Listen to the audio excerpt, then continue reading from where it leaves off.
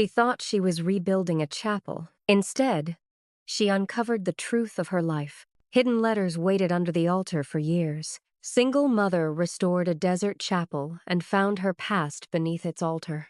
If you discovered letters in a place tied to your past, would you read them or leave the truth buried? The sun was dying when they arrived.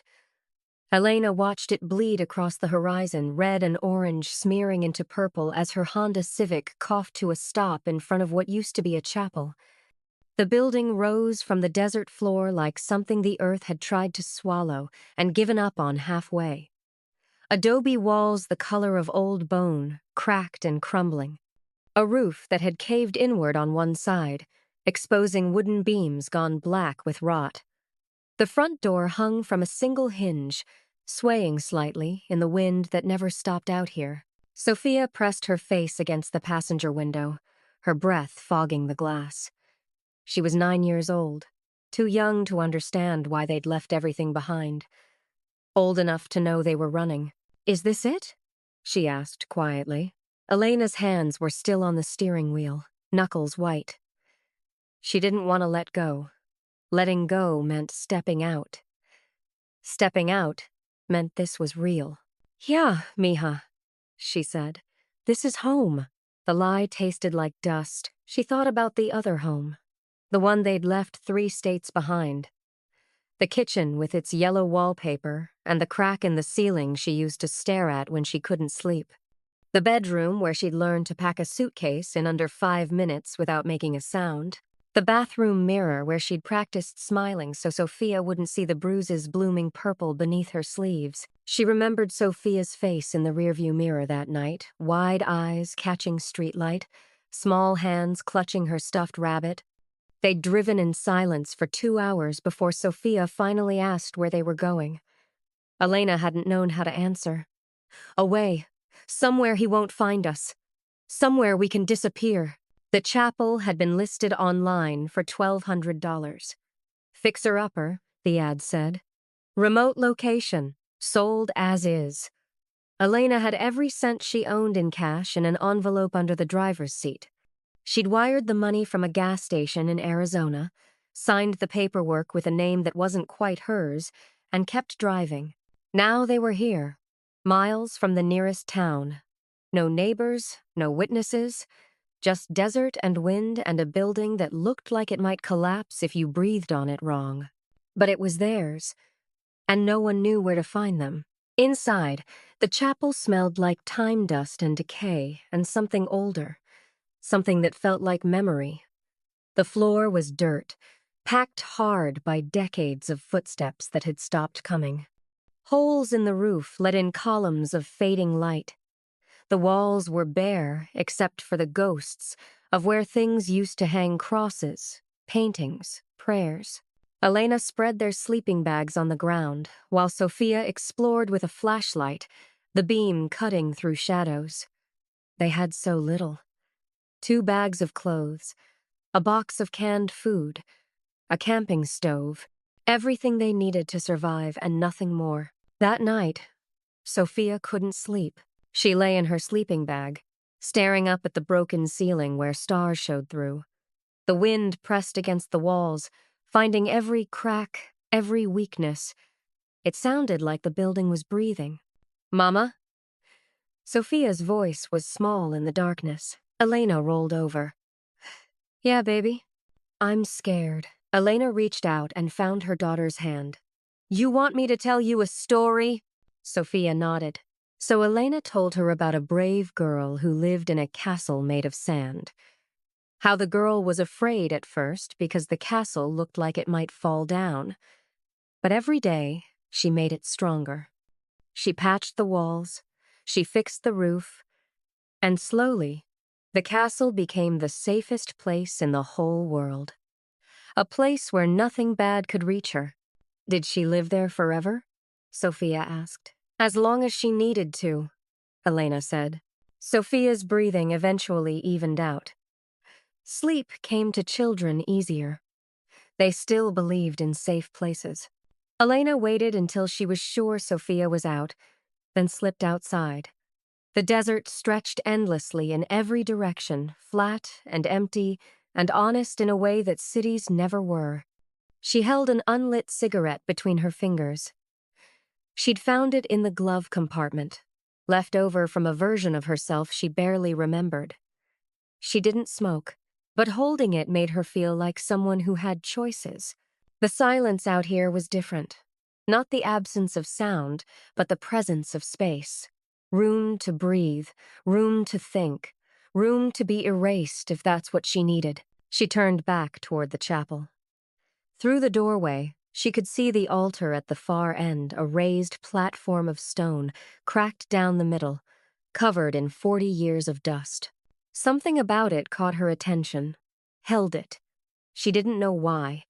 It was just an altar, just stone, but it felt like it was waiting. "Mama?" Sophia's voice drifted out from inside, sleepy, uncertain. "Are we going to be okay?"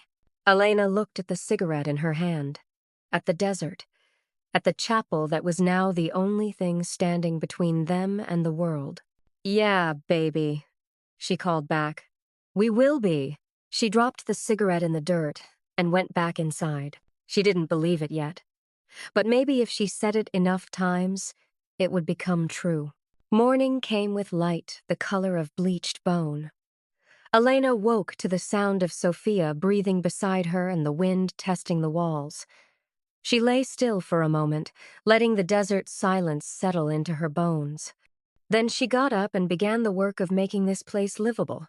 She mixed adobe mud the way she'd learned from a YouTube video on her phone before the battery died. Dirt and water and straw, kneaded until it held together. Her hands remembered something her body had forgotten. Strength. The kind that came from building instead of bracing for impact. She pressed the mixture into the cracks in the walls, smoothing it with her palms. Slow work. Meditative. Each patch a small act of reclaiming. Sophia set up school at a table they'd made from a plank of wood and 2 cinder blocks. She worked through math problems in a notebook with a chewed pencil, glancing up every few minutes to watch her mother work. Elena could feel her daughter's eyes on her, checking, making sure she was still there. "Mama?" Sophia asked. "What is this place supposed to be?" Elena wiped mud from her hands. "A chapel. A church. Did people pray here?" "I think so. A long time ago." Sophia considered this. "Do you believe in God?" Elena didn't know how to answer. She'd never been religious. Her mother had taken her to Mass twice when she was young, then stopped without explanation. God had always felt like something other people had access to.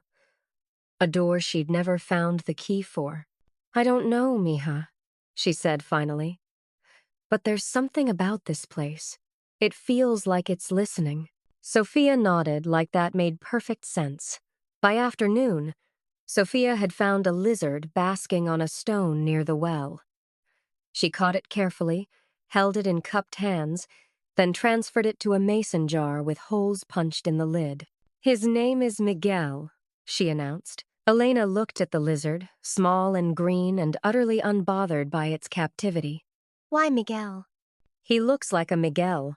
Sophia carried the jar everywhere after that. She talked to Miguel while she swept dust from corners, while she arranged the candles they'd salvaged from a box in the back room. Elena watched her daughter adapt, saw how children could make friends out of loneliness, how they could survive on less and still find joy. Something in her chest loosened. Not hope exactly, but space for it. The drive into town took 40 minutes on a road that was barely paved. The town itself was small one main street, a hardware store, a grocery with faded awnings. Elena moved through it like a ghost, bought wood and nails and canned beans, paid in cash. The cashier didn't look at her face. No one did. She'd learned how to be invisible a long time ago, how to take up less space, how to make sure no one remembered you were there. On the drive back, she passed a sign that read, "Population 847. She did the math. That meant 849 now, counting her and Sophia.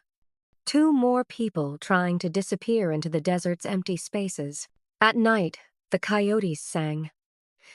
Elena lay in her sleeping bag, listening to their voices rise and fall across the darkness. They sounded lonely. Or maybe they sounded free. She couldn't tell the difference anymore. She thought about her mother, cold, distant. A woman who'd moved through Elena's childhood like a shadow, present but never quite there. Elena had spent years trying to understand what she'd done wrong. What had made her mother so angry, so unreachable. But there were no answers. Just silence and the shape of something missing. She thought about her grandmother, the one her mother never spoke about. The ghost in their family's silence. Elena didn't even know her name. Didn't know if she was alive or dead, just that mentioning her had always made her mother's face close like a fist. Maybe that's what families were. Collections of silences. Stories buried so deep they became the foundation you built your life on without ever knowing they were there. The next morning, Elena decided to measure the altar. It needed work. The stone was cracked, unstable. If they were going to stay here, she needed to make sure nothing would collapse on them in the night. She knelt in front of it, running her hands along the base. The stone was cool under her palms, solid. She pressed against it, testing for weakness. That's when she felt it shift, a piece of the altar's base loose, almost imperceptible. She pressed harder, and it moved, grinding slightly against the stone beneath. Her heart kicked against her ribs. She worked her fingers into the gap and pried. The stone came free with a sound like a breath being released. Underneath was darkness, and inside that darkness, something waited. Elena pulled the stone free and set it aside. Dust rose in the beam of her flashlight, particles dancing like they'd been waiting decades to move. She aimed the light into the gap. There was a hollow space beneath the altar. Small, deliberate, and inside it, something wrapped in oilcloth. Her hands shook as she reached in. The object was rectangular, heavier than she expected. She unwrapped it carefully, the cloth crumbling at her touch like it might disintegrate completely if she wasn't gentle enough. A wooden box, old. The edges worn smooth by time or touch. No lock, just a simple latch. Tarnished but intact. Her heart was beating too fast. She could hear it in her ears, louder than the wind outside. She opened the box. Inside, letters tied with string, photographs with curled edges, a rosary with wooden beads, darkened by years of hands, the smell of old paper and something else lavender maybe, or just the memory of it. Elena lifted the first letter. The paper was brittle, yellowed. The handwriting was careful, practiced. Dated June 1952, and at the top, an address. Para Maria Elena Vargas. Elena stopped breathing. Maria Elena Vargas, her grandmother's name. The name her mother had never spoken aloud. The name Elena had only seen once, on a birth certificate she'd found in a drawer when she was 12. She'd asked her mother about it, and her mother's face had gone hard as stone. "She's dead," her mother had said. "That's all you need to know." The door had closed, and Elena had learned not to open it again. But here was her grandmother's name, written in ink that had survived 50 years of silence. Elena waited until Sophia was asleep before she read. She sat near the door where the moonlight came through, holding the letter close to a candle. The Spanish was formal, old-fashioned. She had to read slowly, translating in her head. "Querida Maria Elena, I write this as you asked, so there will be a record when the time comes. You have made your choice, and though my heart grieves, I understand. The child will be cared for. The family in California is good. They will raise her as their own. They will give her what we cannot, a life without shame, without whispers. You have sacrificed everything. Your family, your name, the future you might have had. I pray God sees this and grants you peace. But I know peace does not come easily to mothers who give away their children. The secret is safe with me. No one will know. You will remain here, as we agreed, until it is time to leave. The chapel will be your sanctuary, as it has always been. Que Dios te bendiga, Padre Miguel. Elena read it twice, then a third time. Her hands were shaking so badly the candlelight flickered across the page. A child, given away, California, a family. Her mother had been born in California, had been adopted. She'd told Elena that once, in passing, like it didn't matter. Like it was just a fact, with no weight attached. But this, Elena looked at the date again. 1952, the year her mother was born. The pieces were aligning, but she didn't want them to. Didn't want to see what they were forming. She set the letter down and picked up one of the photographs. A young woman standing in front of the chapel, this chapel, before time had broken it. The woman was maybe 20, dark hair pulled back. Dark eyes looking directly at the camera, her expression serious, almost defiant. Elena brought the photograph closer to the candle. She knew that face. The shape of the mouth. The way the sadness sat in the eyes, like it had always been there and always would be. She was looking at herself, 50 years younger. A different life, the same bones. Her grandmother, the woman who had lived here, who had given birth in shame and secrecy, who had handed her baby to strangers and stayed behind in this chapel, alone with her prayers and her silence. Mama? Elena jumped. The photograph slipped from her fingers. Sophia was sitting up in her sleeping bag, eyes half open. What's wrong? Elena wiped her face quickly. She hadn't realized she was crying. Nothing, mija. Just dust. Sophia blinked, still mostly asleep. You're always crying about dust. Elena laughed a wet, broken sound. Yeah. This place has a lot of it. Sophia lay back down, already drifting. Within minutes, her breathing evened out again. Elena gathered the letters and photographs carefully, placed them back in the box, and hid it under her sleeping bag. Her hands wouldn't stop shaking. Her mind wouldn't stop turning over the words. A life without shame. Without whispers, her mother had grown up not knowing. Had lived her whole life as someone else's daughter. And her real mother, Elena's grandmother, had stayed here, alone, praying in the ruins of her own choices. That night, Elena couldn't sleep. She lay listening to the wind and the coyotes and the sound of the chapel settling around them. And when she finally did drift off, she dreamed. The chapel was full of people. Women in long dresses, men in hats, candles burning at the altar, voices rising in prayer. Spanish words she didn't quite understand, but felt in her chest like something remembered. And at the altar, kneeling, a young woman with dark hair, her grandmother, praying, weeping, and all around her, the walls holding secrets, keeping them safe in the stone. Elena read the letters in secret, late at night, after Sophia had fallen asleep.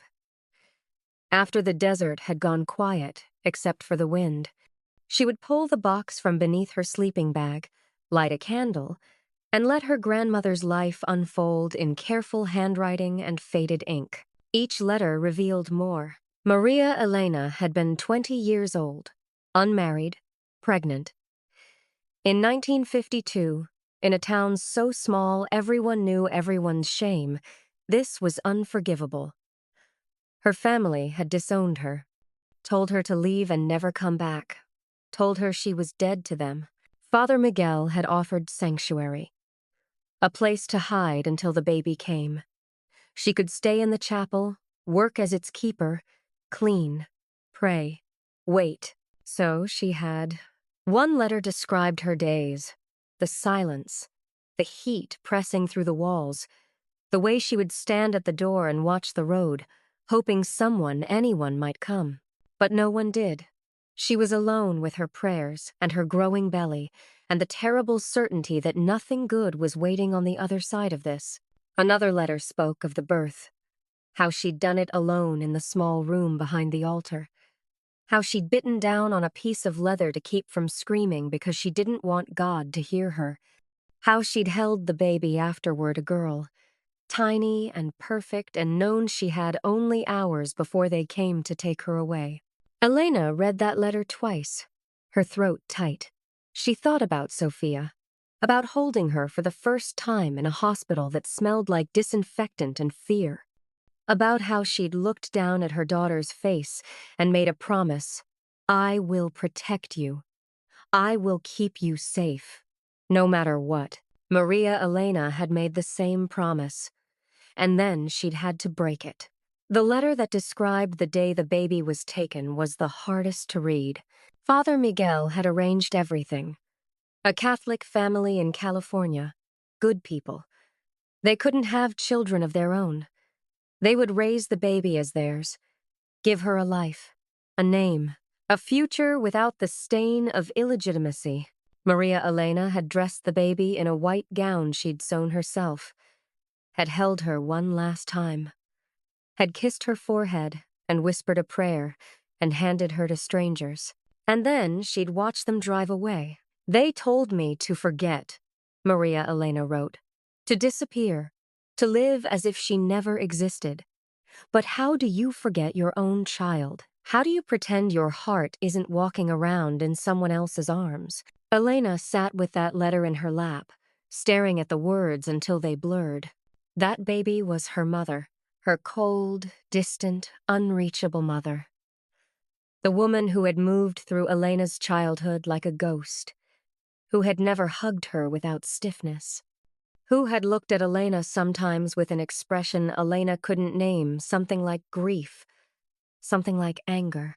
Now she understood. Her mother had grown up not knowing where she came from, not knowing she'd been loved and given away, not knowing her real mother had stayed in this chapel for 40 years, praying for forgiveness she'd never receive.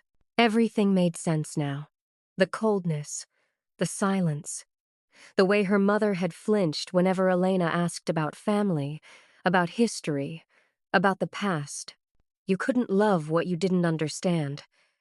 And her mother had never understood why she felt so broken. Elena felt something shift in her chest. Not forgiveness, not yet, but recognition. A strange kinship with the grandmother she'd never met. Both of them outcasts. Both of them mothers trying to survive in a world that offered no mercy. Both of them carrying silence like a second skin. She began to restore the chapel differently after that. Not just to make it livable, but to honor it. To honor her. She cleaned the altar until the stone shone. Replaced the broken windows with salvaged glass. Painted the walls white again, the way they must have been when Maria Elena lived here. Every act of restoration felt like an apology, like a conversation with a ghost. Sophia noticed. She watched her mother work with a focus that bordered on obsession. "Mama?" she asked one afternoon. "Why does it matter so much?" Elena paused, paintbrush in hand. "Because someone loved this place once." Who? Someone like us. Sophia seemed to accept that. She went back to playing with Miguel the lizard, and Elena went back to painting. But that night, after Sophia was asleep, Elena pulled out the box one more time. There was one letter left, thicker than the others, sealed with red wax that had cracked with age but never broken. She held it in her hands, feeling its weight. This one was different. She could sense it. This one wasn't written to Father Miguel or to anyone else. This one was written to whoever found it. Elena's hands trembled. Part of her wanted to open it immediately. Part of her wanted to bury it again and pretend she'd never seen it. Because some truths, once known, couldn't be unknown. She set the letter down beside the candle and stared at it. The wax seal caught the light, red as blood, red as birth, red as all the things women carried in silence. Outside, the wind picked up, The chapel walls held steady, and somewhere in the darkness, the desert waited. Elena picked up the letter. She broke the seal. The wax cracked under her thumb. Elena unfolded the letter slowly, carefully, like it might dissolve if she wasn't gentle enough. The handwriting was different. Shakir. The ink had bled in places, smudged by something water, maybe, or tears. It was dated 1991, 40 years after the first letter. And it wasn't addressed to Father Miguel. It was addressed to no one, and to everyone. To whoever finds this, my name is Maria Elena Vargas. I am 73 years old. I am dying. The doctor says I have months, maybe weeks. I have made my peace with this. I have lived longer than I deserved. But before I go, I need to say what I could never say while there was still a chance someone might hear. I had a daughter once. I gave her away because the world told me I had no choice. Because I was young and unmarried and filled with shame. Because I believed the lie that some children are born into sin and must be hidden away to keep the world clean. I thought I was saving her, giving her a better life, a family who could love her without the weight of my mistakes. But I never stopped thinking about her. Never stopped wondering who she became, what her laugh sounded like, if she was happy, if she knew she was loved, even if she didn't know who loved her. I tried to find her once, 15 years after I gave her away. I saved money. I traveled to California. I went to the church where Father Miguel had arranged the adoption, but they said the family had moved. No forwarding address, no records. The trail was cold.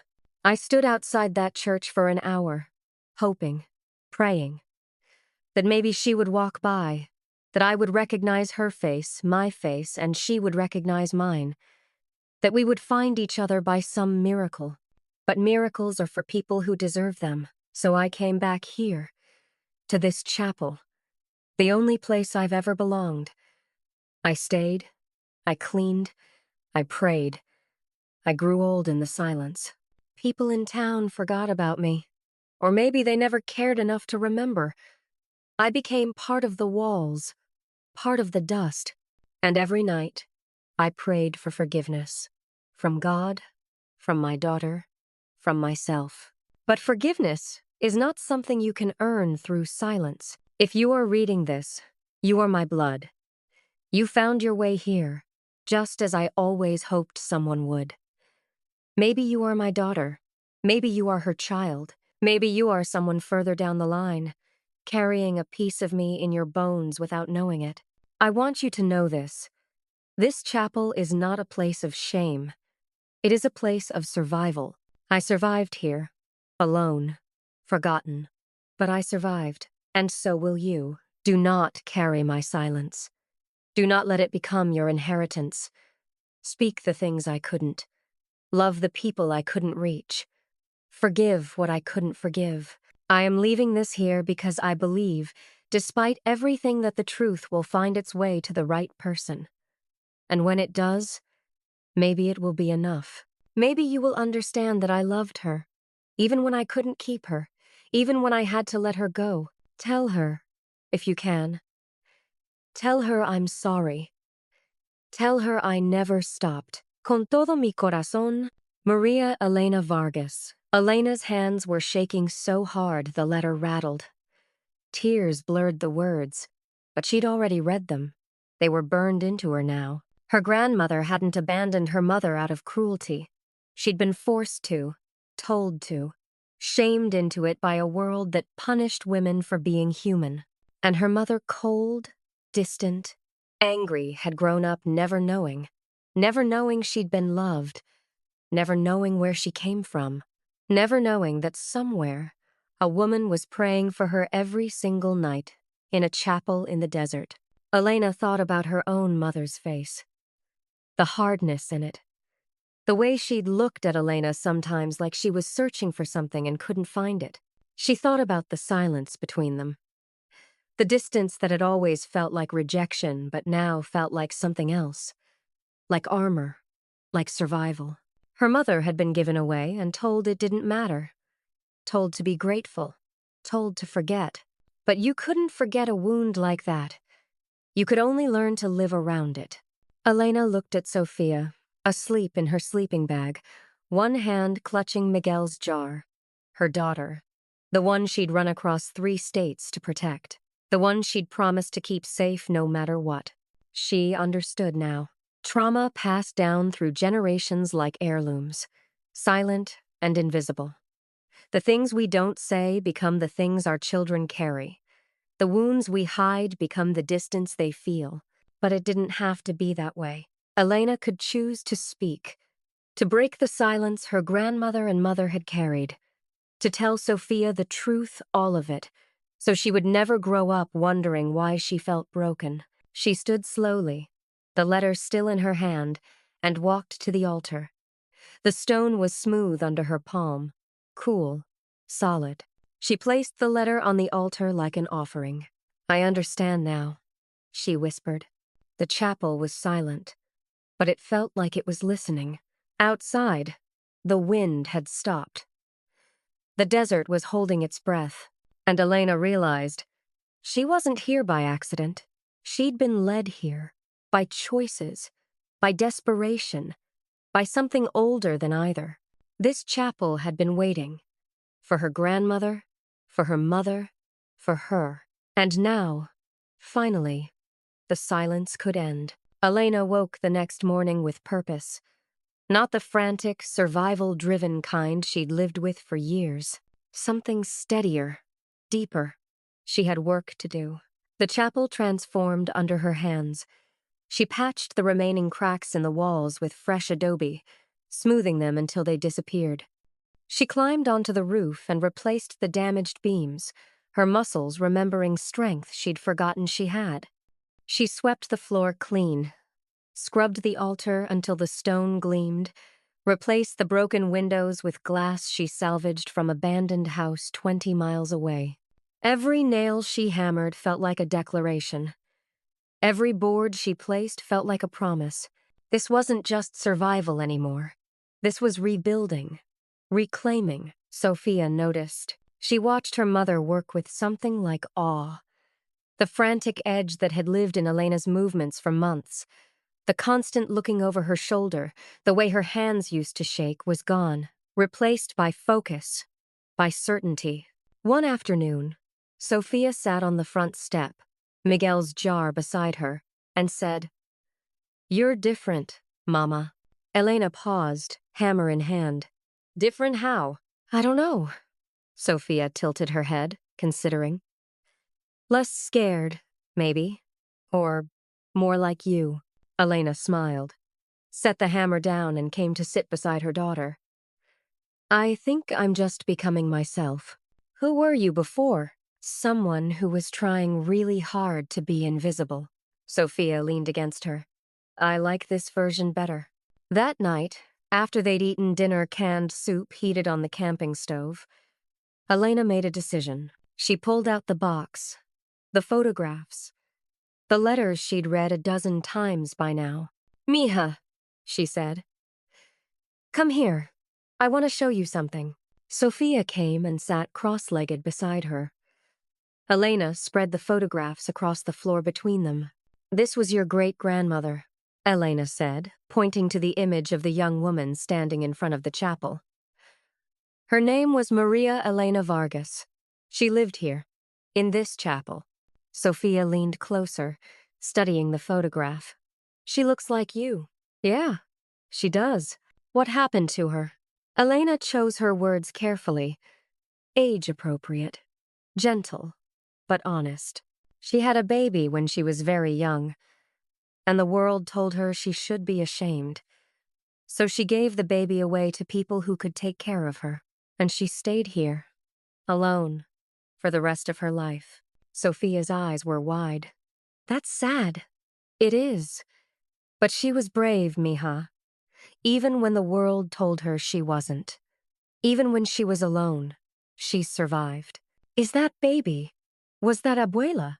Elena's throat tightened. Her daughter was so smart. Too smart, sometimes. Yes, that was your grandmother. Sophia was quiet for a moment, processing. Then, is that why we came here? Because of her? Elena paused.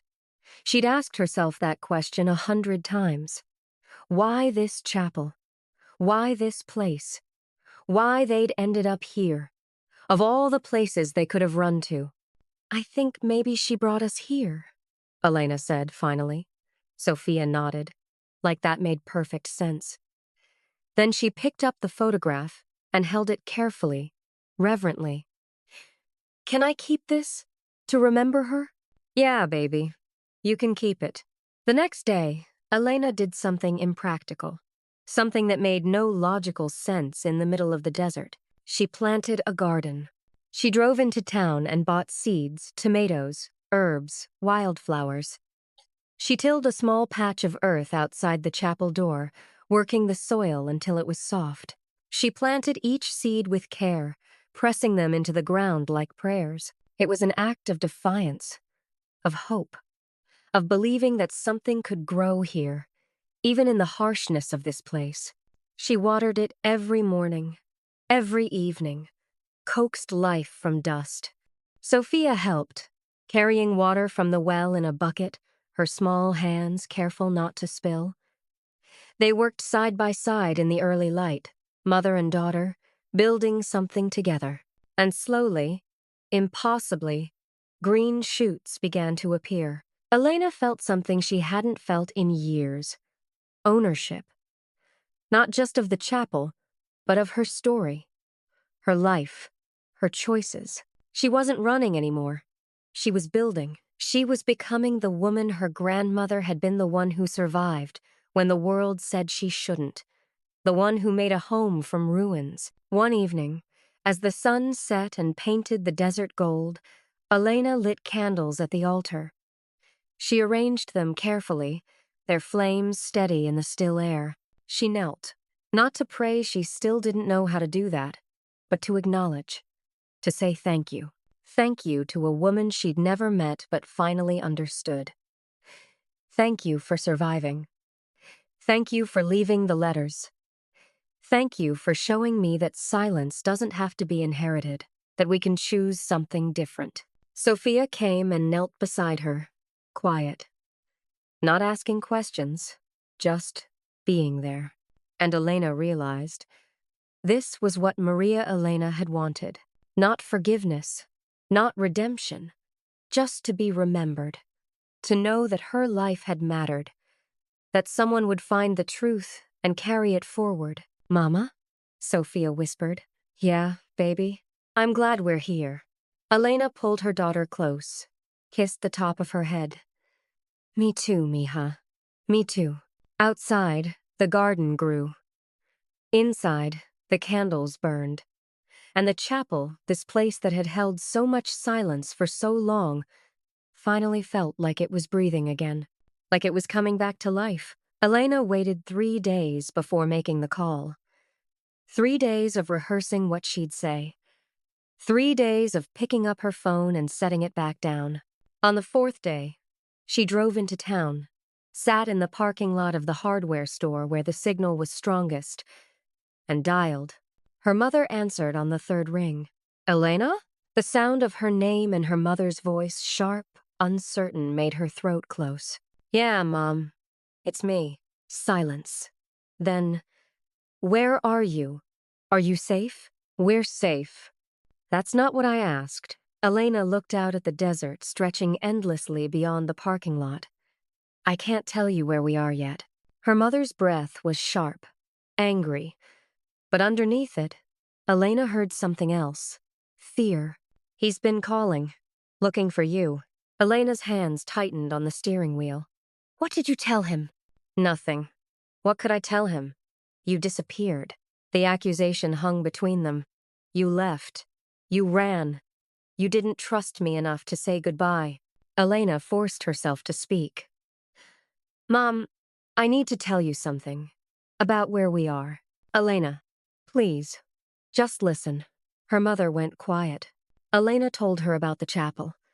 About buying it with money she'd saved in secret. About restoring it. piece by piece, about finding the box beneath the altar. There were letters, Elena said, from a priest, and photographs of a woman named Maria Elena Vargas. The silence on the other end of the line changed, became heavy. Mom, she was your mother. I don't want to talk about her. Her mother's voice was flat, final. She loved you. Stop. She didn't have a choice. She gave me away. Her mother's voice cracked, not with anger, with something raw. She gave me to strangers and told them to pretend I'd never existed. Elena closed her eyes. She saved you. That's not what it felt like. The line went quiet again. Elena could hear her mother breathing, could picture her standing in the kitchen of the house. Elena had grown up in the same kitchen where questions about family had always been met with silence. She stayed in that chapel for 40 years, Elena said quietly, alone. She tried to find you once, but you'd moved. There was no trail. So she waited, and she prayed. And she left letters, hoping someone would find them, hoping you'd know. Her mother didn't respond. She wrote that she loved you, that she never stopped thinking about you, that giving you away was the hardest thing she ever did. Then why did she do it? Because the world didn't give her another option. Silence. Elena waited. Let the words settle. I have to go, her mother said finally. Her voice was shaking. Mom. The line went dead. Elena sat in the parking lot for a long time after that, staring at her phone, feeling the weight of what she'd done. She'd named the wound, spoken the silence aloud, and her mother had hung up. But something had shifted. Elena could feel it. She drove back to the chapel. Sophia was outside, watering the garden. The tomato plants had sprouted tiny green leaves. Against all odds, they were growing. Did you call Abuela? Sophia asked. Yeah. Is she mad? Elena knelt beside her daughter. I think she's sad. But maybe that's better than nothing. 5 days later, a letter arrived. Forwarded from the post office box Elena had rented in town under a name that wasn't quite hers. The handwriting on the envelope was her mother's. Elena opened it with shaking hands. Inside was a photograph. Old. Creased. A young woman holding a baby. The woman's face was full of something Elena had never seen in any other picture love, raw and unguarded, mixed with grief so deep it looked like drowning. Maria Elena, holding her daughter, the only photograph that had survived. On the back, in her mother's handwriting, I'm sorry I couldn't tell you. I didn't know how. Elena stood at the altar that evening, the photograph in her hands. She placed it carefully beside the others, the image of Maria Elena standing in front of the chapel, the pictures she'd found in the box, and now this one. The only evidence that her grandmother had held her child, even if only for a moment. A small altar. A gallery of women who had survived when the world told them they shouldn't. Sophia appeared beside her, quiet. She studied the photographs for a long moment. Mama? She said finally. Yeah, baby? Will we stay here forever? Elena looked around the chapel. The walls she'd patched, the windows she'd replaced, the floor she'd swept clean, the garden outside, green against the desert. This place had become something she hadn't expected. Not just shelter, not just safety, home, but she thought about her mother's letter, about the wound finally named, about the possibility, small, fragile, but real, of something different. Maybe not forever, Elena said. But for now, Sophia nodded, slipped her hand into Elena's, and they stood together in the candlelight. 3 generations of women converging in a chapel that had learned to breathe again. The chapel was finished. It wasn't perfect. Cracks still showed in places where the adobe had settled unevenly. The desert wind still found its way through gaps Elena hadn't been able to seal. But it was whole. The roof held. The windows let in light. The floor was clean. Elena had made it theirs. She stood in the doorway one morning, coffee in hand, watching the sun rise over the desert. The light came slowly here, first gray, then pink, then gold, like the world was remembering how to be beautiful. She'd made a decision. The chapel was too much space for just the two of them, and it had never been meant to hold only one family's story. So once a month, she opened the doors, not as a church. She still didn't know how to pray, but as a gathering space, a place for people who needed quiet, who needed to sit in silence that felt like listening instead of judgment. People came. Not many. A handful. Enough. They sat on the benches Elena had built from salvaged wood. They looked at the photographs on the wall, the gallery of women who had survived. They didn't ask questions. They just Saturday. And when they left, some of them thanked her. Some of them cried. One afternoon, an older woman arrived. She walked slowly, leaning on a cane, her face lined with decades of desert Sunday. I knew her, the woman said, pointing to Maria Elena's photograph. We were girls together. Elena's breath caught. You knew my grandmother? The woman nodded. She was stubborn, proud. She laughed louder than anyone I ever knew. She paused, her eyes distant. Until she stopped laughing altogether. She told Elena stories about Maria Elena, before the shame, before the silence, about a girl who'd wanted to be a teacher, who'd loved music, who'd believed the world could be kind if you were brave enough. She loved this place, the woman said.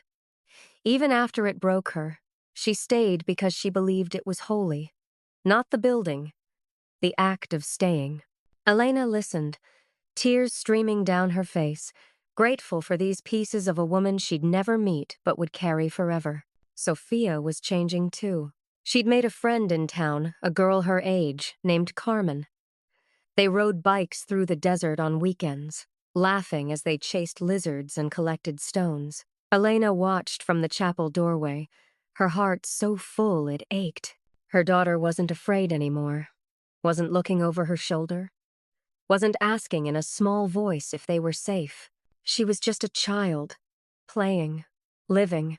One night, after Sophia had fallen asleep, Elena sat at the altar with a pen and paper. She didn't know who the letter was for. Maybe Sophia, years from now, when she was old enough to understand. Maybe herself. Maybe whoever would come after them and find it buried beneath the stone. She wrote about survival, about the women who had come before her, Maria Elena, her mother, herself, about the silence that had been passed down like an heirloom and the choice to break it.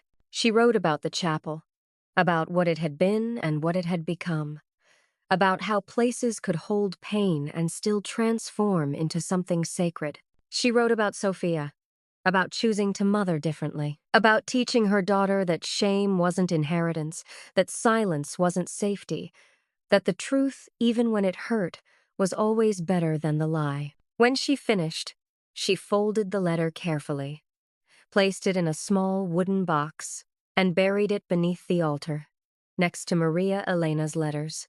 A message for the future.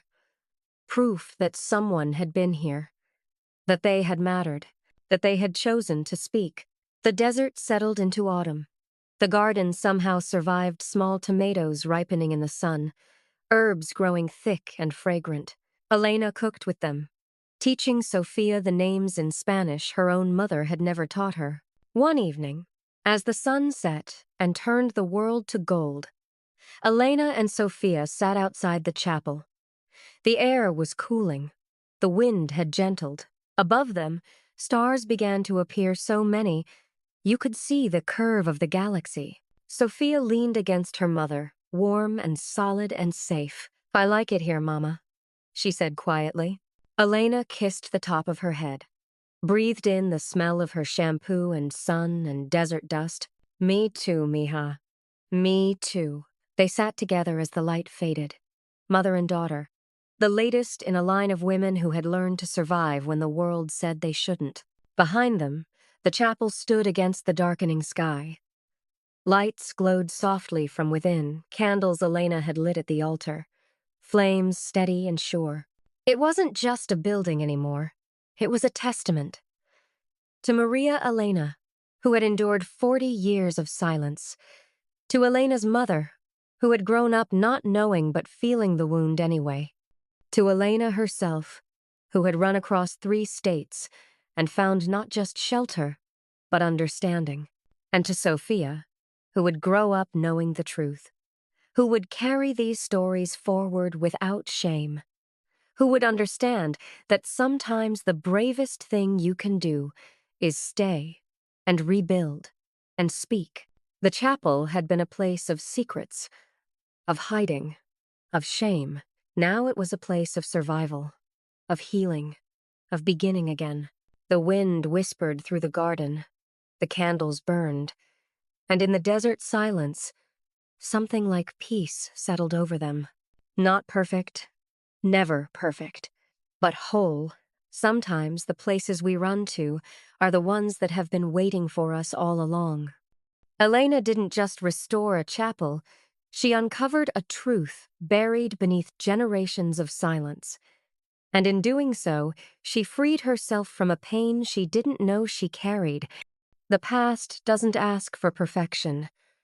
It asks to be seen, to be spoken, to be forgiven. And when we finally find the courage to name what was hidden, we don't just heal ourselves, we heal everyone who comes after. The cracks don't disappear, but they become part of the foundation.